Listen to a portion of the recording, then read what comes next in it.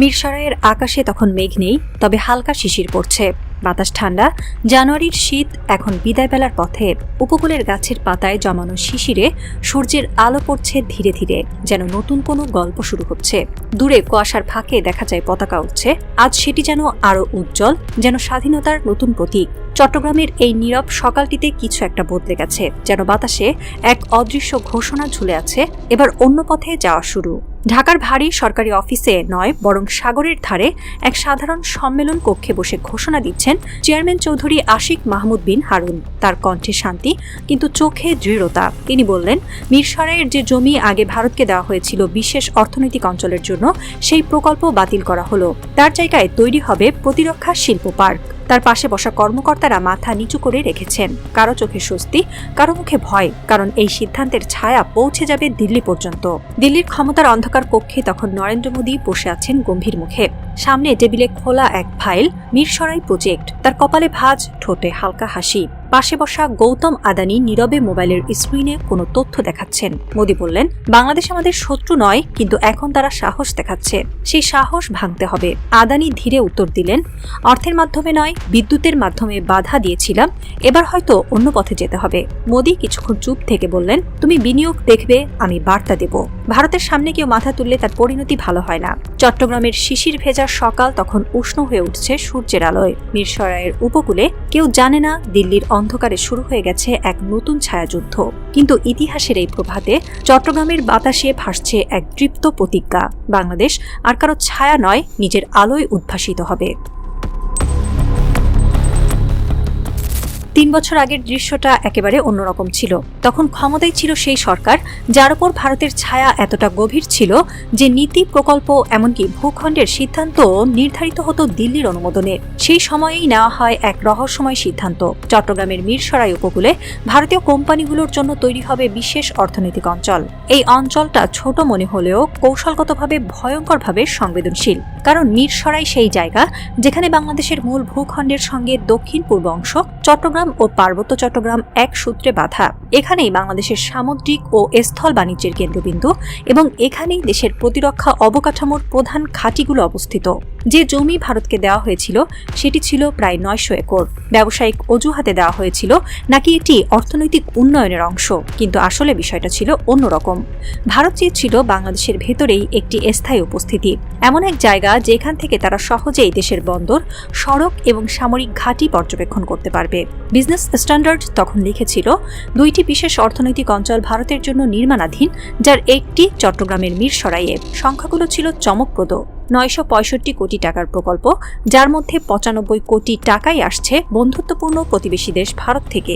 কিন্তু প্রকল্পের প্রকৃত উদ্দেশ্য লুকানো ছিল কাগজের আড়ালে। তখন কেউ উচ্চস্বরে প্রশ্ন করেনি, কেন বাংলাদেশের সবচেয়ে সংবেদনশীল উপকূলীয় এলাকায় ভারতকে ঢোকানো হচ্ছে। বাংলাদেশের রাজনীতি দীর্ঘদিন ধরে বন্ধুত্ব আর প্রতিবেশী সম্পর্কের এক কূটচক্রে আবদ্ধ ছিল। ভারতের সঙ্গে বন্ধুত্ব মানে যেন একতরফা অনুমত থাকা। মিরসরাই প্রকল্প সেই বন্ধুত্বের ভয়াবহ প্রতীক হয়ে উঠেছিল। তখনকার সরকার বলেছিল এটা উন্নয়নের পদক্ষেপ, কিন্তু উন্নয়নের নাম করে দেশীয় সম্পদ আর নিরাপত্তা বিকিয়ে দেওয়া হচ্ছিল ধীরে ধীরে। মিরসরাইয়ে ভারতীয় উপস্থিতি মানে শুধু একটি শিল্প এলাকা নয়, বরং একটি চোখ, যার মাধ্যমে ভারতের গোয়েন্দা সংস্থা ও সামরিক উপদেষ্টারা সহজেই বাংলাদেশের কৌশলগত অবকাঠামোর উপর নজরদারি চালাতে পারত।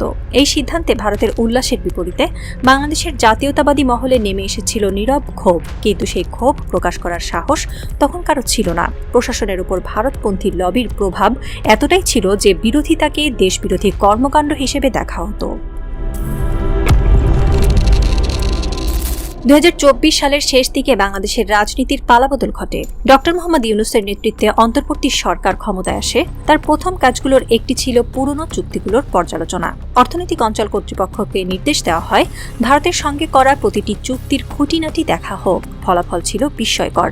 মিরসরাইয়ের অর্থনৈতিক অঞ্চল প্রকল্পে শুধু আর্থিক অস্বচ্ছতাই নয়, কূটনৈতিক ও নিরাপত্তা ঝুঁকির প্রমাণও পাওয়া যায়। চেয়ারম্যান আশিক মাহমুদ বিন হারুন জানালেন, এই জমি আমাদের কৌশলগত সম্পদ, এটি অর্থনৈতিক অঞ্চল নয়, প্রতিরক্ষা শিল্পের জন্য বরাদ্দ হওয়াই স্বাভাবিক। আর ঠিক সেই সিদ্ধান্তই ঘোষণা করা হলো 26 জানুয়ারি ভারতের প্রজাতন্ত্র দিবসে, যেন এক প্রতীকী বার্তা। বাংলাদেশের নতুন প্রজাতন্ত্র আজ শুরু হলো অন্য পথে, স্বাধীন যাত্রার পথে। এই নতুন সিদ্ধান্তের তাৎপর্য শুধু একটি প্রকল্প বাতিল নয়, বরং এক পুরো কূটনৈতিক দিক পরিবর্তনের ঘোষণা। এখন সেই জায়গায় তৈরি হবে বাংলাদেশ ডিফেন্স ইন্ডাস্ট্রিয়াল পার্ক, যেখানে দেশীয় ও বিদেশি অংশীদারিত্বে তৈরি হবে বিমানযান, স্পেয়ার পার্টস, সেনার সরঞ্জাম ও প্রতিরক্ষা প্রযুক্তি। চেয়ারম্যান আশিক মাহমুদ ব্যাখ্যা দিলেন, যুদ্ধের সময় ফাইটার জেট বা ট্যাঙ্কের অভাব হয় না, অভাব হয় স্পেয়ার পার্টসের। আমরা চাই সেই ঘাটতি যেন আর কখনো না থাকে। মিরসরাই হবে সেই কেন্দ্র যেখানে আত্মনির্ভর প্রতিরক্ষা শিল্প গড়ে উঠবে। এখনই পার্কে আগ্রহ দেখাচ্ছে চীন, তুরস্ক, এমনকি পাকিস্তানের কিছু যৌথ উদ্যোগও। অর্থাৎ যে স্থানে ভারত একসময় নিজের ছায়া ফেলেছিল, আজ সেখানে তৈরি হচ্ছে এমন এক শিল্পনগরী যা ভারতের সবচেয়ে বড় কৌশলগত উদ্বেগে পরিণত হবে। একই দিনে আরেকটি বড় খবর বেরিয়ে আসে। বাংলাদেশের বিদ্যুৎ মন্ত্রণালয়ের তদন্ত কমিটি ঘোষণা করে, ভারতের আদানি গ্রুপের সঙ্গে করা বিদ্যুৎ চুক্তিতে বাংলাদেশের ক্ষতি হয়েছে 4.13 বিলিয়ন মার্কিন ডলার, অর্থাৎ প্রায় 40,000 কোটি টাকার ক্ষতি। কমিটির রিপোর্টে বলা হয়, বাংলাদেশ বিদ্যুৎ উন্নয়ন বোর্ড প্রতি ইউনিট বিদ্যুতের জন্য ভারতীয় অন্যান্য উৎসের তুলনায় 50% বেশি দাম দিচ্ছিল। এতে শুধু রাষ্ট্রীয় ক্ষতিই নয়, প্রকাশ পায় কোটি কোটি ডলারের অবৈধ লেনদেন, যা গিয়েছিল রাজনৈতিক ব্যক্তিদের অ্যাকাউন্টে, উভয় দেশের প্রভাবশালী মহলের কাছে। আদানি ছিল সেই যোগসূত্র, যে একদিকে বিজেপির অর্থের যোগানদাতা, অন্যদিকে বাংলাদেশের পুরনো শাসক গোষ্ঠীর আয়ের উৎস। এমন এক ছায়া চুক্তি যেখানে বাংলাদেশ ছিল শুধু একটি এটিএম কার্ড, যার পাসওয়ার্ড ছিল দিল্লির হাতে। কিন্তু এবার সেই কার্ড ভেঙে দেওয়া হলো। কমিটির রিপোর্ট প্রকাশ্যে আসার সঙ্গে সঙ্গেই আদানি চুক্তি পুনর্বিবেচনার সিদ্ধান্ত নেয় সরকার।